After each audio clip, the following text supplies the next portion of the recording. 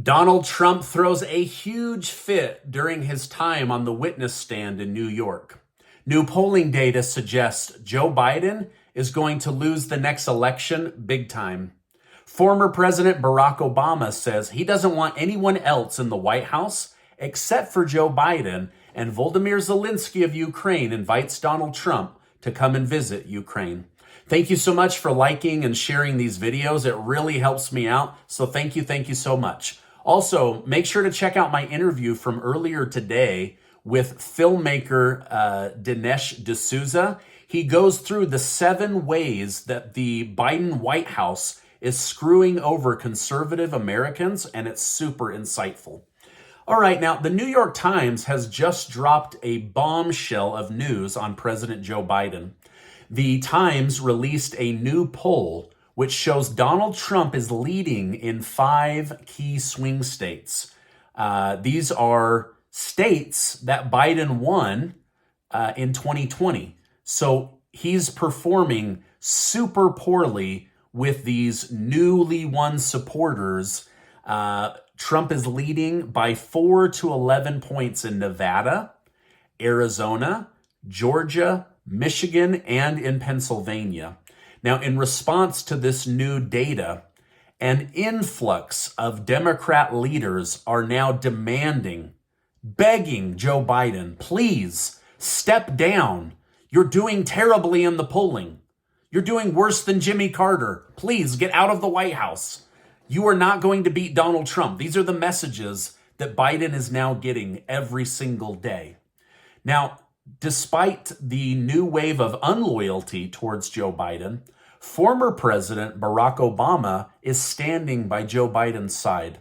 In a post marking the 15th anniversary of their time in office, Obama championed Biden's work and stated, "I couldn't have asked for a better vice president and friend." On the other end of the spectrum, popular liberal talk show host Bill Maher stated, "Someone has to convince President Biden that if he runs again, he is going to turn the country back over to Trump and go down in history as Ruth Bader Biden, the person who doesn't know when to quit and so does great damage to their own party and to their own country."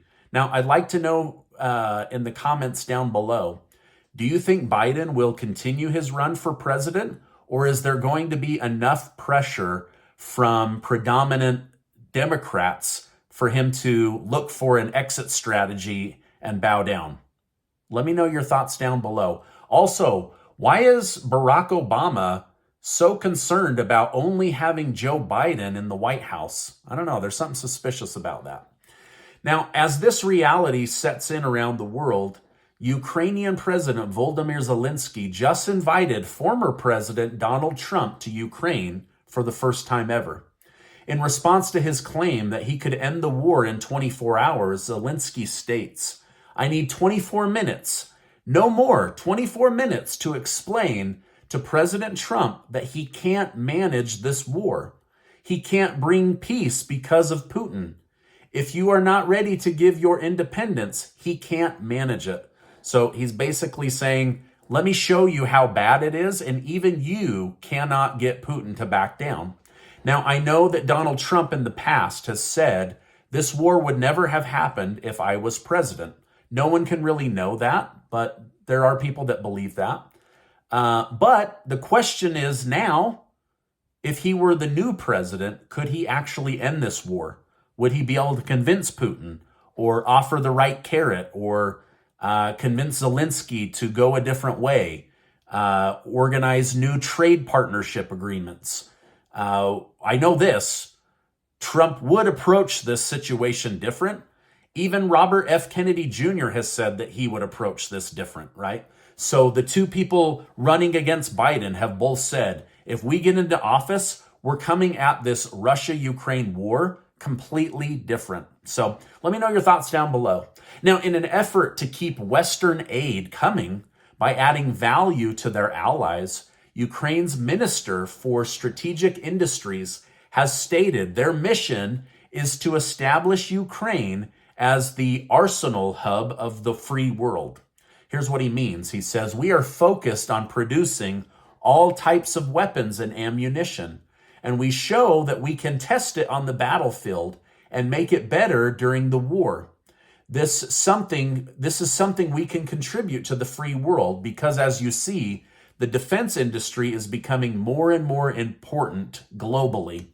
So their answer is to become the next military-industrial complex. So after draining our resources, our weapons, our ammunition, and giving billions and billions of dollars to the military-industrial complex, Ukraine's big idea is, we'll become the military-industrial complex for the whole world.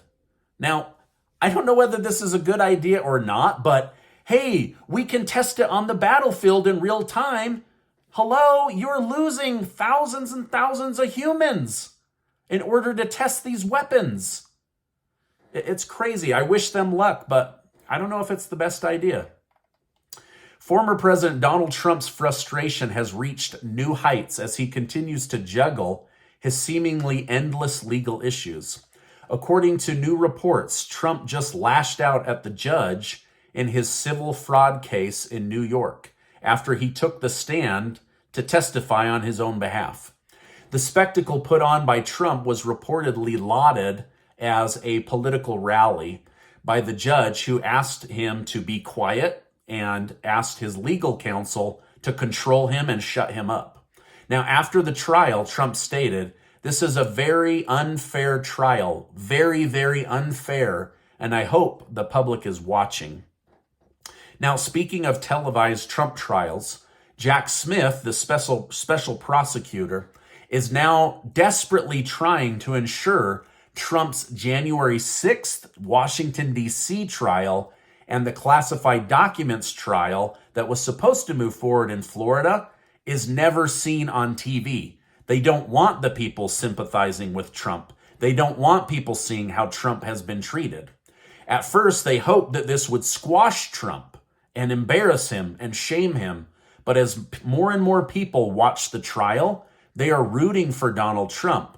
So now they're saying, we don't want these next trials to be televised. But Trump isn't the only one dealing with pressing legal matters. House Oversight Committee James Comer has just claimed that he now plans to subpoena President Joe Biden himself.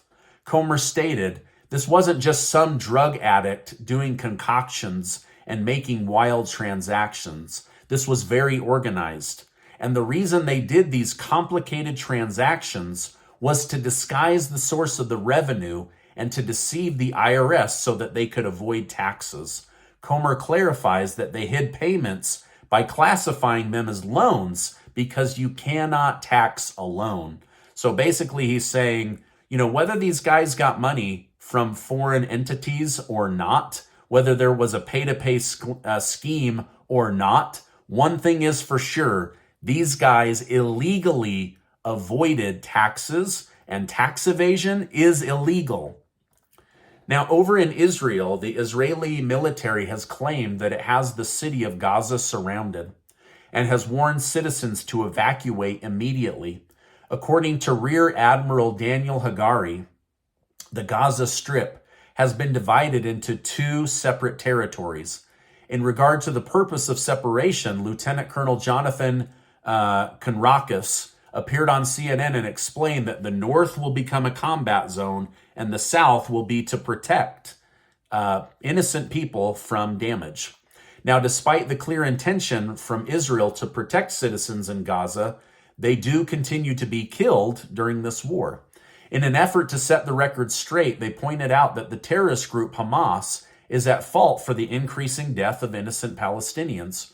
Rear Admiral Daniel Hagari provided photo and video evidence that Hamas is stopping civilians from evacuating the area and using areas like hospitals to set up base operation.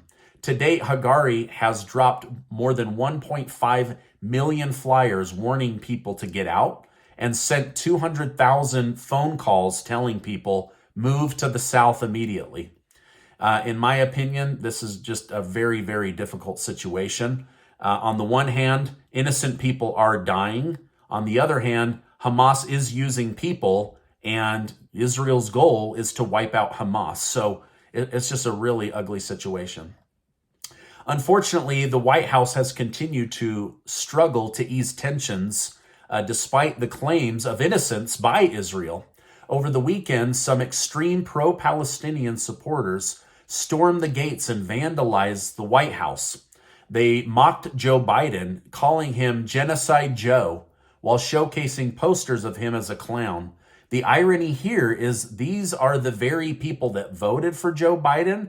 They're also the ones that are calling for the elimination of the Jews. So things are getting really, really crazy.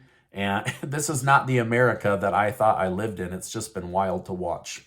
Now, before you go, I want to remind you that you are amazing. I'm going to put that Dinesh D'Souza interview right here. Also, this important video right here. Thank you so much for liking and subscribing, and I will see you on the next video.